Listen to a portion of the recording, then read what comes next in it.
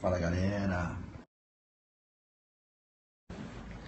tudo bem? Você que está entrando aqui, tá aqui abrindo um copinho de água mineral. Você que está entrando aqui no Periscope do PB, nesse finalzinho de intervalo aqui do evento, o último round 1, a gente vai voltar para a parte final agora. Eu convido você aqui para 5 dicas rápidas de direito tributário, tratando do IPVA, um imposto de competência estadual que pode vir a cair na sua prova, um dos impostos mais importantes do sistema jurídico, um imposto que é um dos 3 impostos dos estados. O examinador da gente é um procurador de estado. Então, vamos lá, vamos trabalhar com 5 dicas rápidas sobre IPVA. Eu estou aqui na sala dos professores do portal e eu tenho que voltar para a sala de aula, os alunos já estão me esperando. Deixo aqui um grande beijo ao pessoal da comunidade Amo Direito, vamos crescer, se Amo Direito compartilhar esse negócio, detona aí, ó. Amo Direito convidou seguidores, vai disparar de gente esse negócio aí. Um beijo para a comunidade Amo Direito, a maior do Instagram, meus parceiros e amigos. Um beijo para o professor Aurélio Bouré aqui do Rio de Janeiro. E um beijo, Moisés, você me consegue um suco? Qualquer um, se tiver, que aqui não tem não. Não tem não. Um suco, qualquer coisinha. E um beijo ao meu irmão querido César Tavolieri, que está lá em Salvador, grande Cezão, mega empreendedor, advogado, professor de juiz-isso, ícone do CrossFit.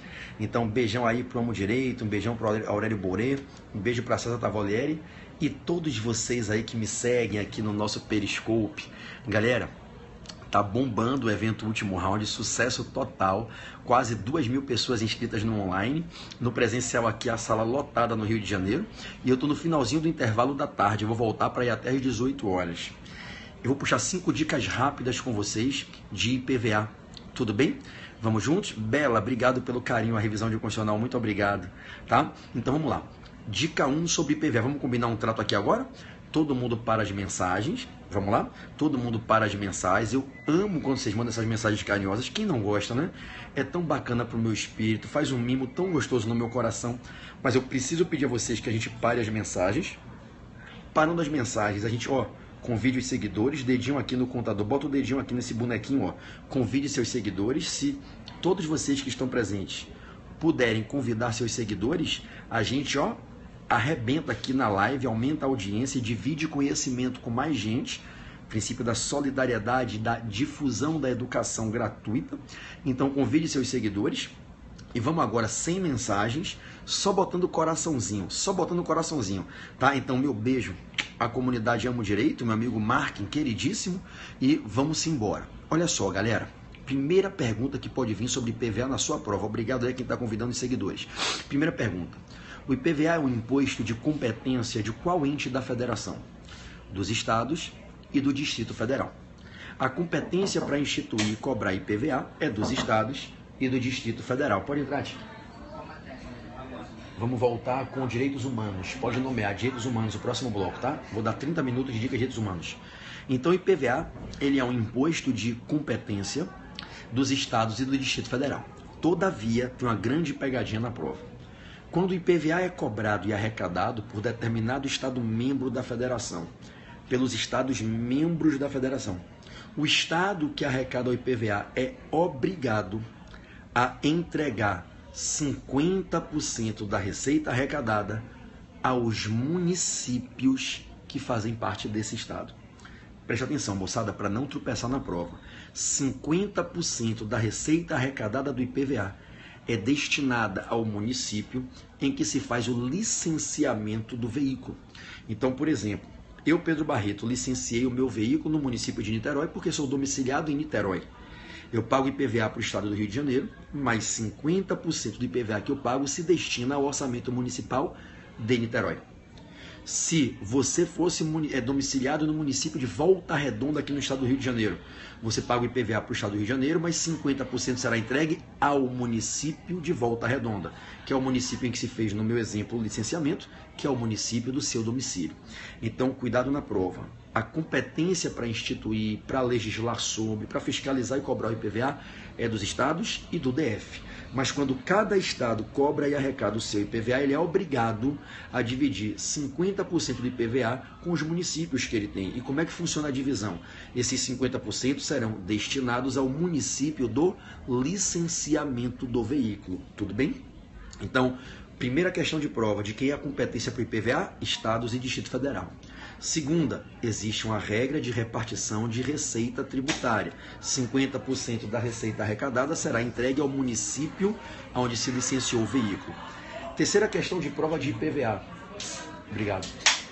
Qual é o fato que gera a obrigação de pagar IPVA? Qual é o fato que tipifica a hipótese de incidência do IPVA? Ser proprietário de veículo automotor terrestre. O IPVA só incide sobre propriedade de veículo automotor terrestre. Na prova, você pode ir com tranquilidade e segurança. Na alternativa que disser que não incide IPVA sobre veículos aéreos e sobre veículos náuticos. Não incide IPVA sobre embarcações e aeronaves. O STF tem uma jurisprudência pacificada, já de mais de 2 décadas, no sentido de que, quando se interpreta a Constituição, quando o Constituinte diz que o IPVA incide sobre propriedade de veículo automotor, o Constituinte quis falar apenas de veículo automotor terrestre. Nessa toada, você vai marcar a alternativa na sua prova que disser que o IPVA não incide sobre embarcações e aeronaves, mas somente sobre veículos terrestres. O fundamento, acople aí nos seus conhecimentos, o fundamento é a chamada interpretação histórica, a interpretação da história do surgimento do IPVA. O IPVA é um imposto que nasceu em 1985, por obra da emenda 27 de 85 à ainda vigente Constituição de 67 e 69, e aquela emenda 27 criou o IPVA substituindo a taxa rodoviária única, que era uma taxa que a União cobrava de quem tinha veículo terrestre para oferecer o serviço que era oferecido nas rodovias federais. Essa taxa foi extinta e no lugar dela nasceu o IPVA.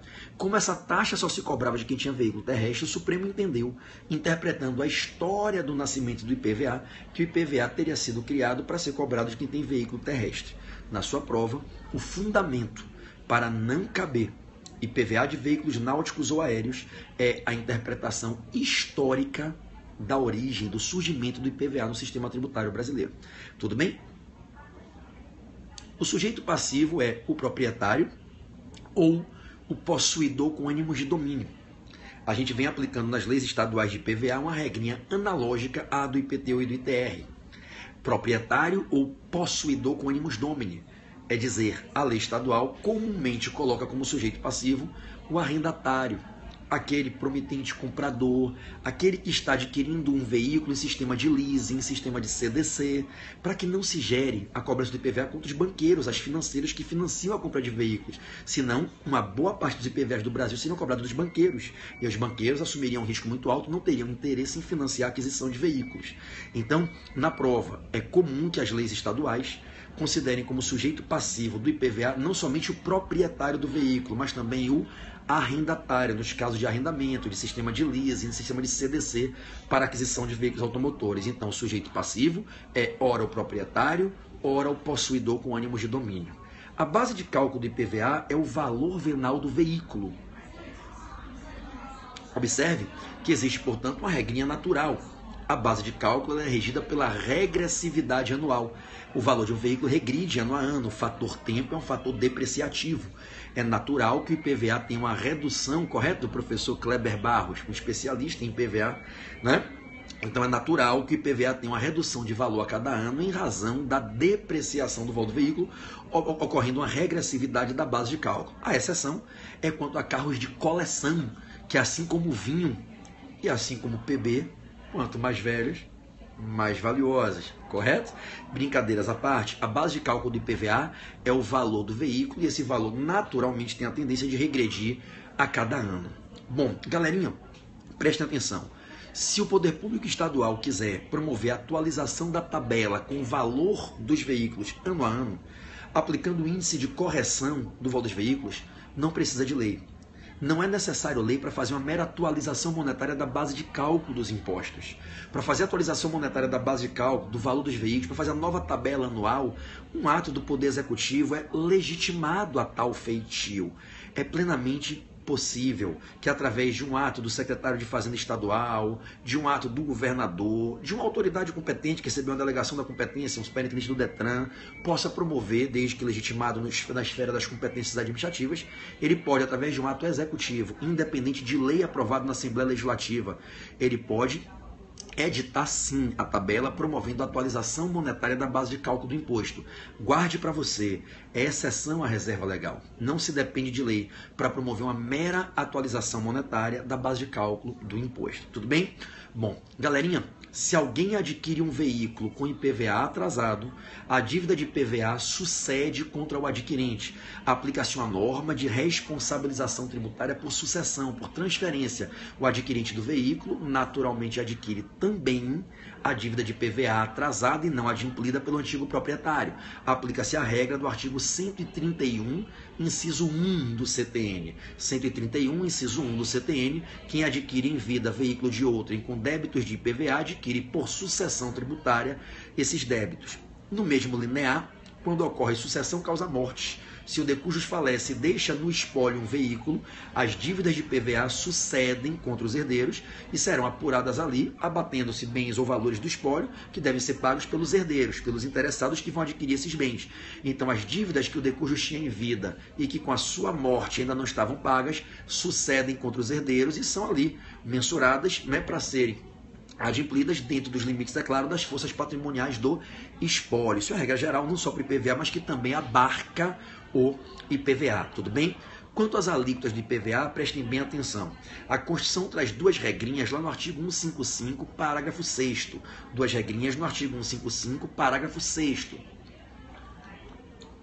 A primeira delas é uma regrinha que diz que cabe ao Senado fixar alíquotas mínimas para o IPVA. A ideia é que o Senado, que é a casa que representa o interesse dos estados e do Distrito Federal, estabeleça através de uma resolução uma alíquota mínima para que nenhum estado possa tributar com uma alíquota inferior a esse patamar mínimo fixado pelo Senado. A ideia é que, fixando-se uma alíquota mínima, nenhum estado coloque uma alíquota aquém e, com isso, a gente evite uma guerra fiscal de estados botando IPVA mais barato que os estados vizinhos para tentar atrair proprietários de veículos de estados vizinhos para fraudarem domicílios e emplacarem seus carros em estados nos quais não são domiciliados. Então, almejando evitar essa guerra fiscal que fragiliza a federação e que incentiva crimes, condutas de falsidade, às vezes até de estelionato, para evitar que uma pessoa que mora no Rio queira emplacar o carro dela no Paraná porque o IPVA é mais barato, a gente diz, olha, que vem uma alíquota mínima que diga que o Paraná não vai poder botar uma alíquota tão mais barata que o Rio de Janeiro, que a Bahia não vai poder ter uma alíquota de IPVA tão mais barata como a de Sergipe, para evitar que o cara saia de Sergipe para emplacar o carro na Bahia. Tente forjar um domicílio, inventar um domicílio falso, entendeu? Então cabe ao Senado fixar alíquotas mínimas para o IPVA. Ainda em relação às alíquotas, tem uma segunda regra. Deixa eu só fazer um comentário. Alguém comentou que está estudando para a PGE e comprou o meu curso da segunda fase tributária. Seja muito bem-vinda. Muitos alunos que estudam para PFN, para AGU, PGE e PGM, prova de auditor fiscal, compram o meu curso. Que é o meu curso, não obstante eu dei para os alunos da segunda fase, ele é o curso mais completo do Brasil de direito tributário. Eu gravo um curso de 250 horas de aula, ensinando todos os tipos de questionamentos práticos sobre todos os temas de um programa de concurso. Os meus alunos que fazem tributário comigo, não é por acaso que eles têm totais condições de tirar 10 na prova do AB. Eles fazem o meu curso da segunda fase do AB, eles disputam o primeiro colocado na PFN, na AGU, PGE e PGM. Você não vai encontrar em nenhum cursinho do Brasil um curso de ICMS como o curso de 20 horas que eu dou na minha segunda fase do AB, batendo os principais pontos do ICMS. Você não vai encontrar em lugar nenhum de cursinho preparatório nenhum para concurso de PGE, PGM. Eu sou aluno da escola da PGE. Eu duvido que nesse curso você tenha um conteúdo de direito tributário que eu dou para os alunos da segunda fase, porque eu dou 250 horas de aula verticalizada. Ou o cara aprende tributário e processo tributário de A a Z. Não obstante, eu bote o curso para a segunda fase, sinta-se acolhido e você vai ver que o conteúdo que você vai aprender lá te capacita para passar em qualquer prova de qualquer concurso em direito tributário, tudo bem? Sinta-se amada e acolhida. Conte comigo porque você precisar. Vamos lá, para a gente fechar isso aqui, eu voltar para a aula. O IPVA pode ter alíquotas diferenciadas em razão do tipo e utilização do veículo.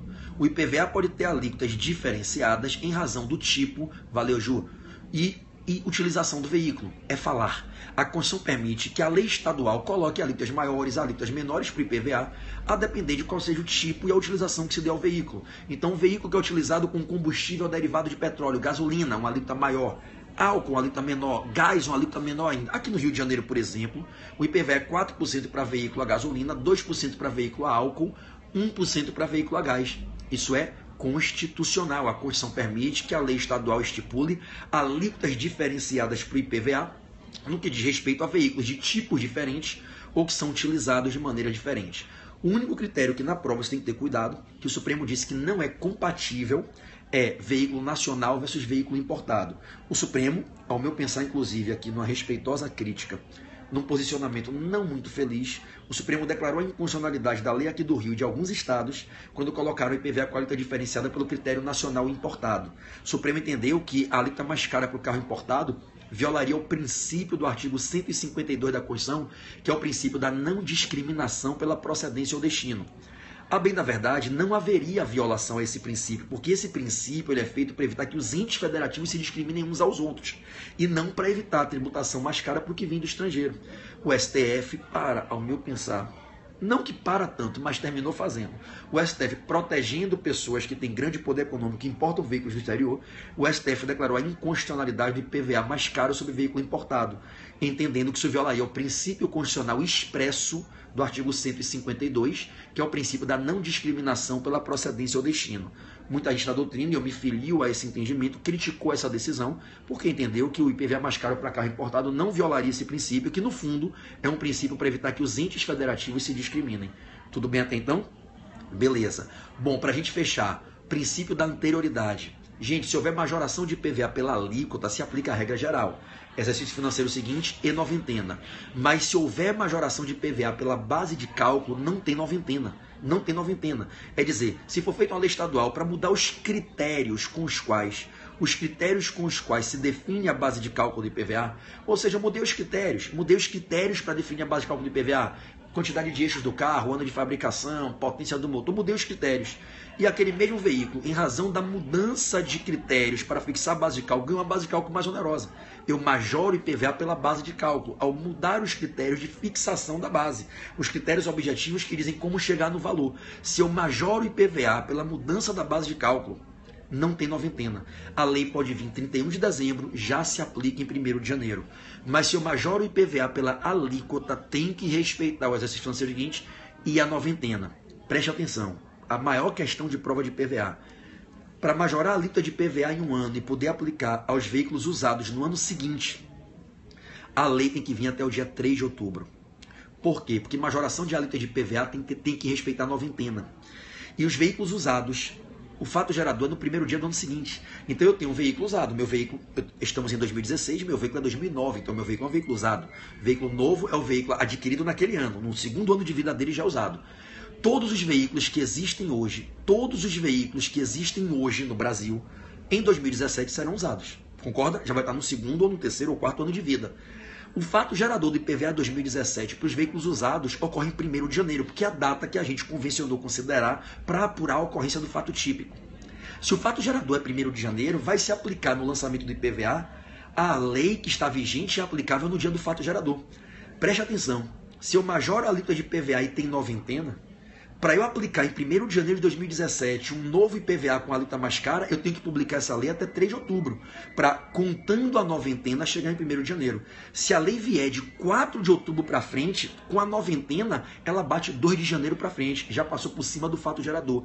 Aí eu não posso aplicar em 2017. Entenda, se no dia 10 de dezembro de 2016 for feita a majoração de alíquota de IPVA, não se poderá aplicar essa alíquota em 2017 para os veículos usados, porque o fato gerador é em 1º de janeiro de 2017. E se o fato gerador é em 1º de janeiro de 2017, tem que aplicar a alíquota que está vigente aplicável em 1º de janeiro de 2017. E se a lei veio em 10 de dezembro e tem noventena, 10 de janeiro, 10 de fevereiro, 8, 9 ou 10 de março. Eu só posso aplicar a nova alíquota para os fatos geradores de 10 de março para frente. Veículos novos, carro zero que se compre ali de março para frente, beleza?